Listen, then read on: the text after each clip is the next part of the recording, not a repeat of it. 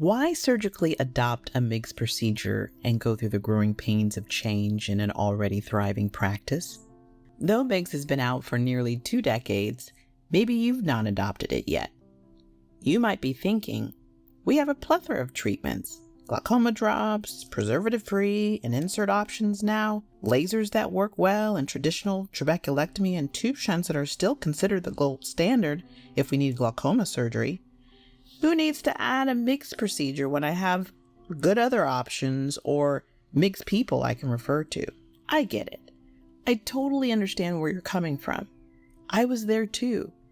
But then came the need. Let me tell you my personal story that started my MIGS journey over 15 years ago. By the way, my name is Dr. Constance Okeke, and I'm an Ivy League trained, board certified glaucoma specialist and cataract surgeon. I remember being early in my career after my glaucoma fellowship training at Bascom Palmer, and I felt pretty confident in my skills of performing traditional glaucoma surgery. But then I had this patient. Let's call her Mrs. MJ. And she had pretty early to moderate open-angle glaucoma that was not very visually significant on visual field. But her pressures were elevated, and she had already been on all the meds she could stand, and laser treatment didn't help. I didn't want to do surgery on her, but her pressures kept staying high, and I watched and then saw that there were signs of progression on her testing.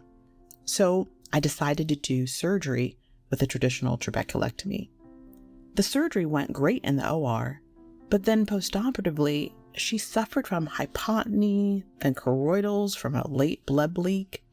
She wasn't responsive to bandage contact lenses, and she was slow to heal even after a suture placement. Her vision had plummeted, and honestly, I dreaded seeing her every visit. Prior to that day, I would wake up from sleepless nights, worrying about what I might see on the next visit. My intention was to prevent loss of vision, not cause it. Can you relate? I remember like yesterday how I personally struggled with that patient, wishing that there was another option, something that was less invasive than what was available, which at the time was either trabeculectomy or tube shunt after SLT laser treatment didn't work. As a result, I was a very early adopter of MIGS, beginning with the trabectome in 2009. From then, I began to adopt just about every new MIGS procedure as it came out, quite often being the first in the state to utilize these procedures. I was so invigorated by this powerful skill set that I was acquiring that I had to share it with the world through my first book, The Building Blocks of Trabectome Surgery, Patient Selection. This is essentially a primer on getting started with a new MIGS procedure. From there, I was still impassioned to want to teach the MIGS surgical skills to others so that the glaucoma patient population could benefit from this vision-saving surgery. I became a surgical trainer and speaker for several MIGS device companies to teach others how to use the device, and then in addition, I created my own library of glaucoma surgical videos on my iGlaucoma YouTube channel that you're watching right now. So through Mrs. MJ's case and subsequent experiences, I really gained valuable insights into the potential of MIGS to address unmet needs in glaucoma management. So let's dive into the key lessons that I learned from these experiences that shed light on the unique advantages of MIGS. Number 1, expanded options. MIGS provides more options. Most MIGS can be done as a standalone surgery for initial glaucoma surgical treatment, or done when other surgical procedures have failed to control glaucoma, such as after trabeculoplasty, after cataract surgery, after failed trabeculectomy or tube shunt, and even after other MIGS procedures.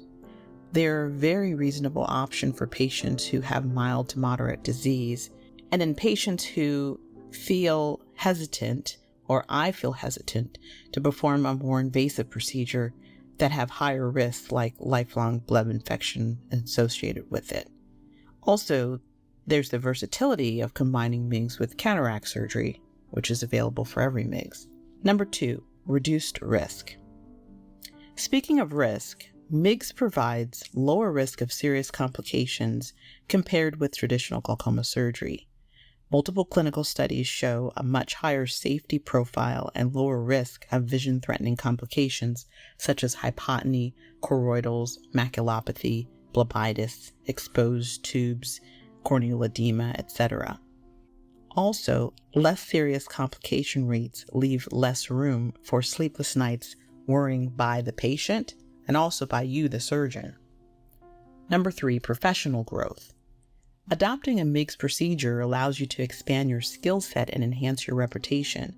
By being able to stay on the cutting edge and offer new technology, this can increase patients' view of your capabilities and contributions to the field.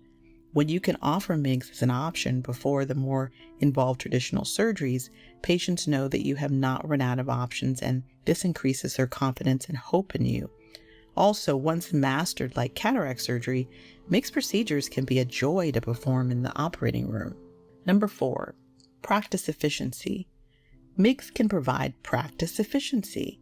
The postoperative healing time for a lone MIGS or combined with cataract surgery is similar to that of cataract surgery alone, thus typically less frequent follow-up appointments compared with traditional glaucoma surgery.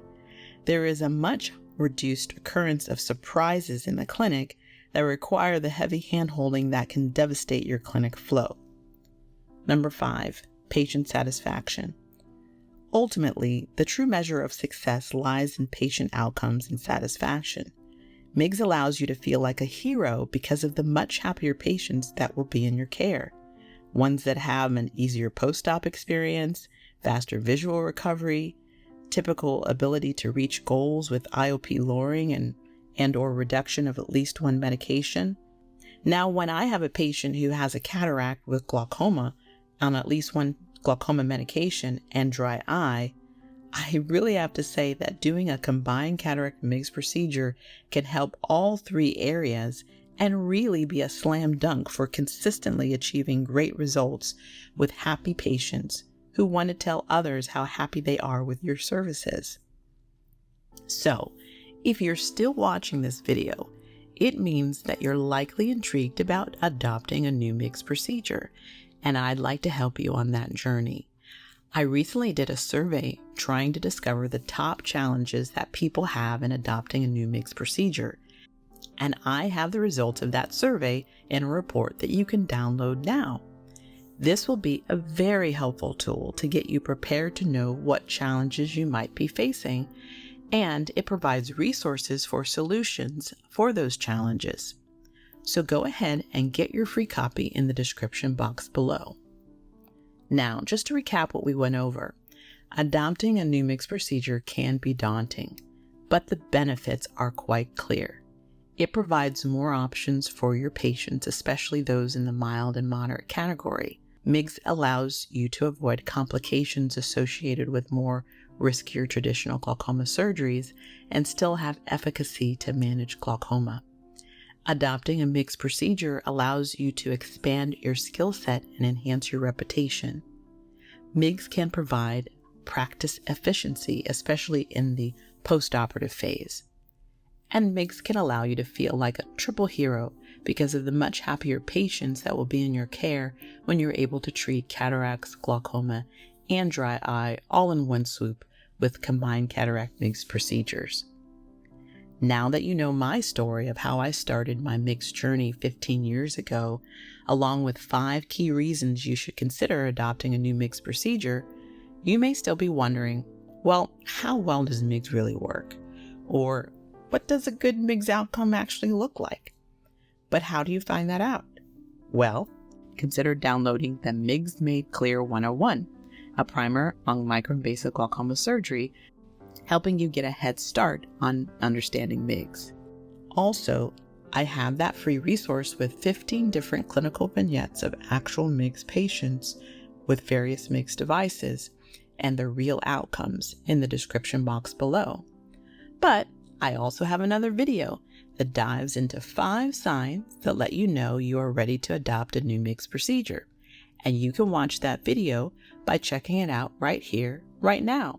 Because when you incorporate what you just learned with what's in this next video, it's going to be way more powerful. So, see you in the next video.